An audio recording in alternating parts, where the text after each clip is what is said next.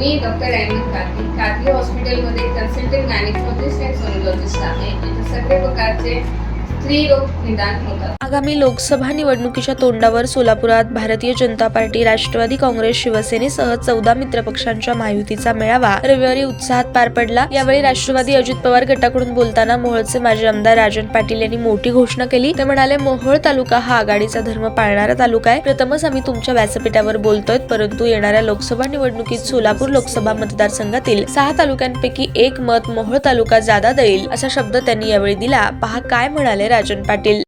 आज पहिली मीटिंग आपल्या महायुतीच्या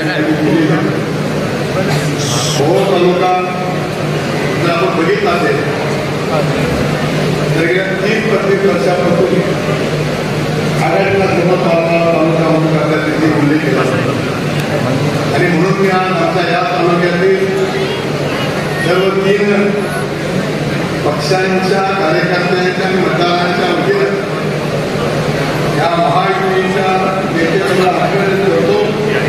आमच्या मतदारसंघातील खासदारकीच्या उमेदवाराला 6 मतदारसंघापैकी सगळ्यापेक्षा 1 गुणांपैकी जादा देईल अशा प्रकारे आपला नेतृत्व आश्वासन करतो. कारण आघाडीचा धर्म पाळणारा हा माझा तालुका दादांना परिचित असेल.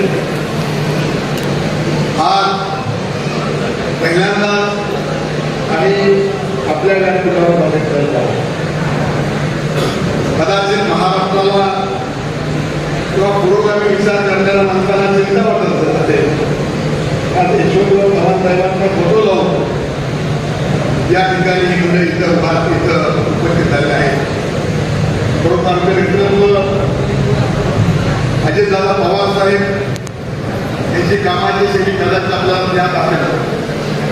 सकाळी 6 वाजल्यापासून 7 वाजल्यापासून आंघोळ करून फ्रेश झाल्यावर ते बाहेर बसल्यापासून ते जेवण करण्यासाठी संध्याकाळी नाईटपर्यंत प्रत्येकाचे प्रश्न सोडवण्यासाठी महाराष्ट्रातील प्रत्येक तो कुठल्या पक्षात आहे, कुठल्या भागात आहे, कुठल्या जातीत आहे, कुठल्या विचारात आहे, याचा विचार करण्याचा अभिनंदन हे प्रश्न सोडवण्यासाठी आणि आलेल्या प्रत्येक घटकाला केवळ खुश होण्यासाठी नाही तर तोपर्यंत निकालात लावण्यासाठी प्रयत्न करणार अशा प्रकारचा नेतृत्व सुरू करण्यात त्याच्याकडे संबंध आपला सर्व महाराष्ट्र पाहतो आणि म्हणून सर्वांना आपण बघितलं.